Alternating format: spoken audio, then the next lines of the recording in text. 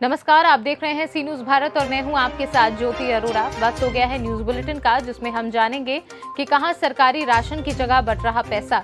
अमरोहा जिले में किसने कहा बेहतर पुलिसिंग, साफ सुथरी पुलिसिंग करना हमारा मकसद है, और कहां दिव्यांग महिला को फोन कर किया जा रहा परेशान। इन सभी खबरों पर होगी विस्तार से चर्चा, तो चलिए शुरू करते हैं जिलेवार खबरों का सिलसिला। अमेठी जिले के तेलोई तहसील के अंतर्गत मोहनगंज कोतवाली क्षेत्र के उत्तर पारा गांव के कोटेदार के यहाँ एक शख्स का प्रधानमंत्री गरीब कल्याण योजना में निशुल्क राशन की जगह बट रहा पैसा। राशन वितरण की जगह पैसा बांटने का वीडियो सोशल मीडिया पर जमकर वायरल हो रहा है। वायरल वीडियो में एक शख्स ये कह रहा है कि अभी मैंने 50,000 रूपए बांटे, अभी 1.5 लाख रूपए और बांटने हैं। वही राशन उपभोक्ताओं को अब होली पर आने की बात भी कह रहा है और राशन के पैसे से ही भंडारा करवाने की बात कह रहा है। अमेठी से सी न्यूज संवाददाता अकील अहमद की रिपोर्ट। अमरोहा जनपद के पुलिस अधीक्षक कार्यालय में आज बरेली जोन के एडीजी पहुंचे अविनाश चंद्र ने वहां पहुंचकर पत्रकार वार्ता की, जहां पर उन्होंने पत्रकारों से वार्ता करते हुए कहा कि साफ सुथरी पुलिसिंग करना हमारा मकसद है। हम चाहते हैं कि समाज के साथ अच्छा संवाद स्थापित करके अपराध पर नियंत्रण किया जाए। किसी भी प्रकार के अपराध में किसी के साथ भी कोई भी रियायत बरती न जाए। किसी को भी अपराध कार्य करने पर सजा जरूर दी जाए। सबकी आवश्यकता भी है, सब लोग चाहते भी नहीं है, लेकिन ये निर्णय गवर्नमेंट का है। जो गवर्नमेंट निर्णय लेगी, जब निर्णय लेगी तब फिर उसके बाद होगा। गाँव में जाकर के महिलाओं को एकत्र करके उनको यूपी 112 के बारे में बताएंगे, उसकी क्या फैसिलिटी है, 1090 के बारे में बताएंगे कि अगर किसी के साथ मोबाइल फोन से कोई छेड़खानी कर रहा है, बार बार फोन कर रहा है, अश्लील मैसेज भेज रहा है, 1090 पे संपर्क करें और फोन पे ही उनकी समस्या का समाधान किया जाएगा। घरेलू हिंसा के बारे में उनको बताएं कि कहाँ कंप्लेन कर सकते हैं, क्या क्या चीज़ें घरेलू हिंसा की श्रेणी में आती हैं। फिर sexual harassment at work place, अगर कोई कामकाजी महिला है, कहीं काम करने जाती है, उसका जो एम्प्लॉयर है उसके साथ अगर कोई इस तरह बेहतर करता है, तो अगर उसका हैरेसमेंट हो रहा है, उसके बारे में कहाँ कंप्लेंट कर सकती है। अमरोहा से सी न्यूज संवाददाता गौरव श्रीमाली की रिपोर्ट।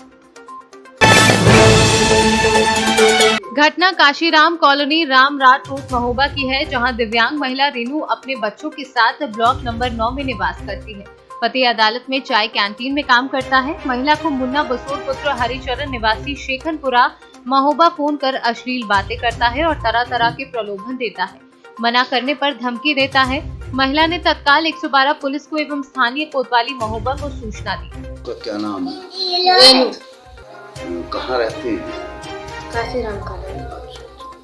क्या हो गया बेटा? अरे वो मुन्ना बसोर नहीं है? हाँ। तो वो उल्टी सीधी बातें करता है। कौन मुन्ना बसोर? अरे जब बोर में रहता था। अच्छा, ये पीछे टमाटर के जी। क्या बोलता है?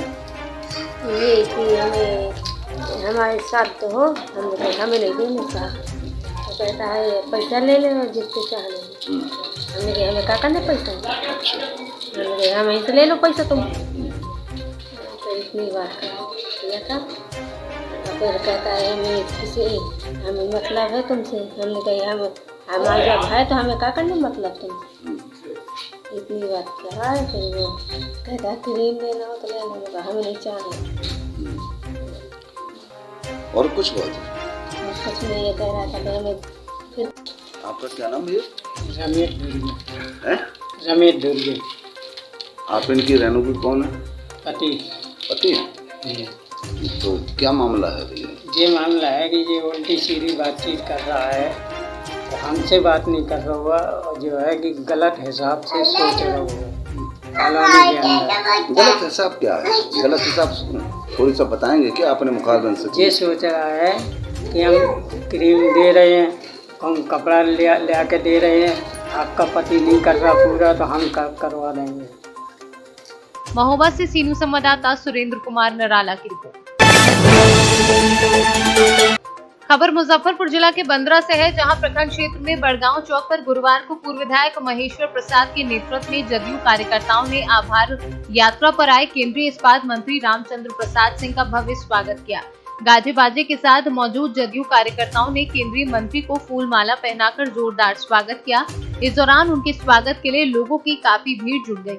उनके स्वागत में युवा जदयू प्रदेश उपाध्यक्ष प्रभात किरण, जिला महासचिव प्रकाश जयप्रकाश राय, मनोज झा, जदयू बंदरा प्रखंड अध्यक्ष मनोज कुशवाहा व अन्य लोग मौजूद रहे।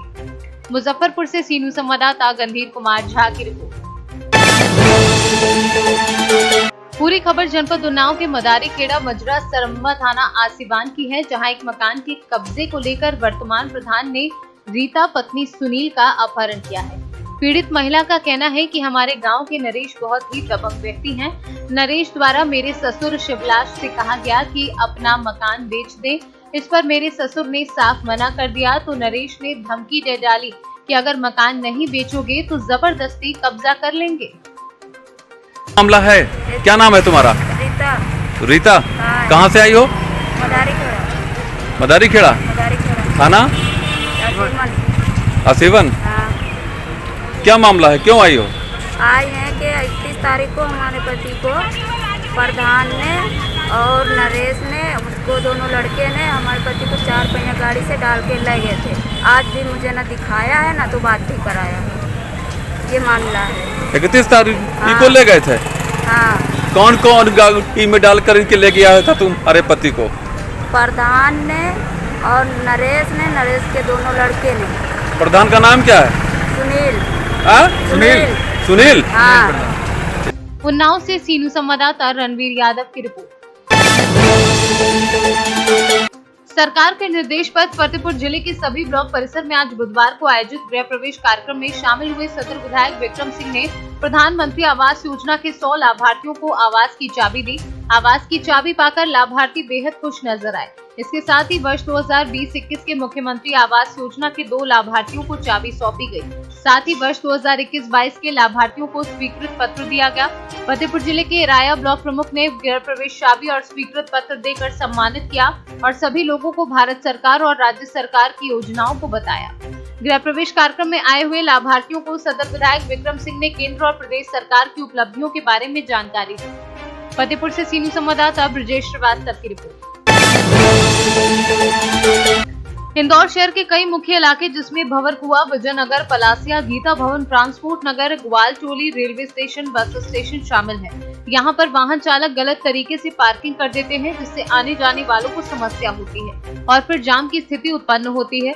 इस क्षेत्र में पहले भी पुलिस कई मर्तबा लोगों को समझाइश दे चुकी है, लेकिन उसके बावजूद जब लोग नहीं मानते तो ट्रैफिक विभाग ने नगर निगम के साथ मिलकर कार्यवाही शुरू की है और अब तक पुलिस बड़ी संख्या में वाहनों को जब्त कर ट्रेचिंग ग्राउंड भेज चुकी है।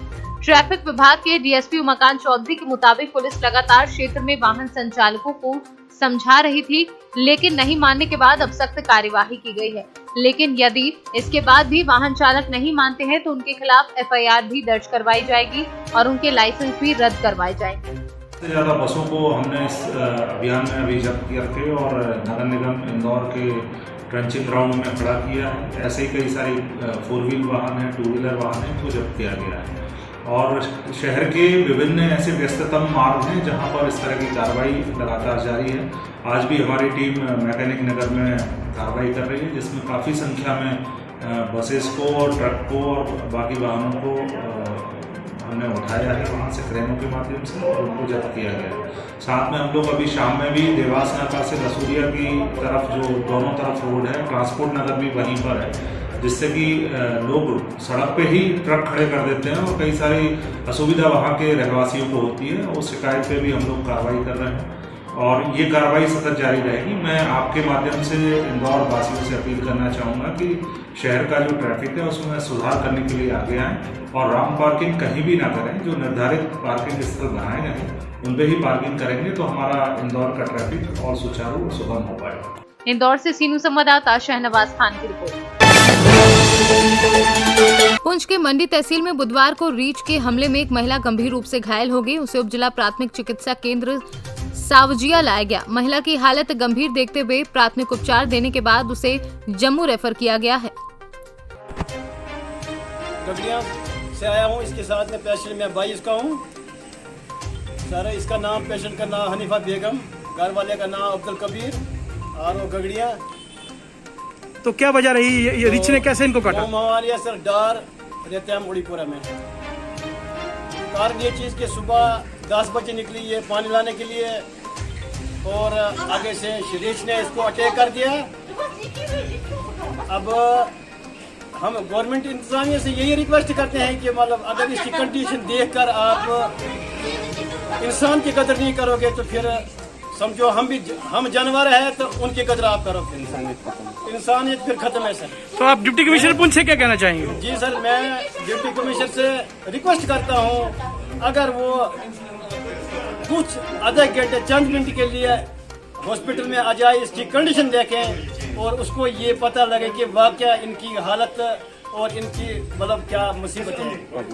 अब हमें तो ये बोलना तो मुझे बहुत कुछ था, लेकिन मुझे बहन है, मुझे दुख है। अब पता नहीं ये इसका क्या होगा, क्या बचेगा नहीं बचेगा। अब तो इसका यहाँ पे ट्रीटमेंट तो थोड़ा बहुत किया, अब हमें बता रहे हैं कि मतलब आप इसको रेफर जम्मू में कर रहे हैं, तो गरीब बेचारे हैं, क्या करें। अब गवर्नमेंट इंतजामिया से यही रिक्वेस्ट कर रहे हैं, जितना भी हो सके उतनी हमारी मदद करें और हेल्प करें। हाँ जी डॉक्टर साहब बताइए, जो अभी बियर बाइट के जो अटैक हुआ है एक लेडी के ऊपर जो आई है उसमें डिस्ट्रिक्ट हॉस्पिटल पुंछ में, उसके हवाले से बताइए। मेरा नाम डॉक्टर रसाना है, मैं DHM से मेडिकल ऑफिसर बोल रही हूँ। हमारे पास अभी खगड़िया से पेशेंट आई है हनीफा बीर, वाइफ ऑफ अब्दुल कबीर, और इसकी एलिजिड हिस्ट्री है bear bite with right facial injury. उसका पूरा फेशियल डिसमेट्री हो चुकी है और डीप लैसेटेड वुंड है, GCHS का हुआ है, जिसके लिए हम इसको रेफर कर रहे हैं फर्दर टर्शियरी सेंटर में फर्दर मैनेजमेंट के लिए। ऑर्थो कंसल्टेशन होगी, फेशियल मैक्सिलर सर्जन की कंसल्टेशन के लिए। एज सच प्रोग्नोसिस भी एक्सप्लेन कर दिया पेशेंट को, तो लेट्स सी ऐसा है। Thank you. पुंछ से सीनू संवाददाता सुनील आनंद की रिपोर्ट। यूपी के परिषदीय स्कूलों में कार्यरत अध्यापकों के अंतर जनपदीय व म्यूचुअल स्थानांतरण को लेकर आज बेसिक शिक्षा राज्य मंत्री सतीश द्विवेदी ने बड़ा बयान दिया है। प्रदेश के आकांक्षी जनपदों के शिक्षक अंतर जनपदीय स्थानांतरण के लिए बीते 5 वर्षों से अधिक समय से परेशान हैं। बेसिक शिक्षा राज्य मंत्री आज सिद्धार्थनगर जिले के लोहिया कला भवन में आयोजित गुरु वंदन कार्यक्रम में भाग लेने पहुंचे थे। इस दौरान उन्होंने मीडिया से बात करते बताया कि यूपी में 1,25,000 सहायक अध्यापकों के चयन के बाद अब शिक्षकों की स्कूलों में कमी नहीं रही, इसलिए आगामी अंतर जनपदीय स्थानांतरण प्रक्रिया में आकांक्षी जनपदों में स्थानांतरण किया जाए। साथ ही बताया कि जिले के अंदर के ब्लॉकों में स्थानांतरण की प्रक्रिया के लिए विभाग तैयारी में जुट गया है। नहीं, एक तो जो अंतर जनपदीय स्थानांतरण का मतलब जो एक जिले से दूसरे जिले में होता है, एक बड़ी समस्या उत्तर प्रदेश में रही है कि जो आकांक्षी जनपद थे वहाँ से स्थानांतरण कम हो पाते थे, लेकिन चूंकि प्रदेश की योगी सरकार ने पिछले 4.5 साल में 1,25,000 से अधिक शिक्षकों की भर्ती की है। अब प्रदेश में शिक्षकों की कमी नहीं है, इसलिए आगे जो भी अंतर जनपदीय स्थानांतरण होंगे उसमें आकांक्षी जनपदों में भी अधिक संख्या में स्थानांतरण हो सकेंगे, ये मैंने कहा है। दूसरी बात यह है कि जिले के भीतर जिसके लिए अंतरा जनपदीय शब्दावली का प्रयोग करते हैं, जिले के भीतर कोई व्यक्ति अगर अपने सुविधाजनक स्थान पर जाना चाहता है, एक ब्लॉक से दूसरे ब्लॉक में कोई शिक्षक जाना चाहता है, तो उसकी प्रक्रिया विभाग तैयारी कर रहा है, वो जल्दी शुरू करने वाले हैं। और एक सुविधा हम दे रहे हैं कि जो म्यूचुअल ट्रांसफ़र है, जो एक शिक्षक दूसरे शिक्षक के स्थान पर जाता है, उसके लिए हम ये व्यवस्था बना रहे हैं कि वर्ष पर्यंत जब भी किसी एक शिक्षक को अपनी जगह पर कोई दूसरा शिक्षक दूसरे जनपद का मिलेगा या जिले में भी कोई म्यूचुअल ट्रांसफ़र की बात होगी तो उसकी सुविधा वर्ष पर्यंत उपलब्ध करा सकें, उसकी भी व्यवस्था बना लें। सर कब तक होगा आकांक्षी जनपद? समय सीमा तो बता दीजिए। कब तक? आप 6 महीने से सर यही बोल रहे हैं कि अगली बार होगा। सिद्धार्थनगर से सीनू संवाददाता प्रदीप कुमार विश्वकर्मा की रिपोर्ट। न्यूज बुलेटिन में फिलहाल के लिए इतना ही। देश दुनिया की तमाम बड़ी खबरों के लिए जुड़े रहें सी न्यूज भारत के साथ।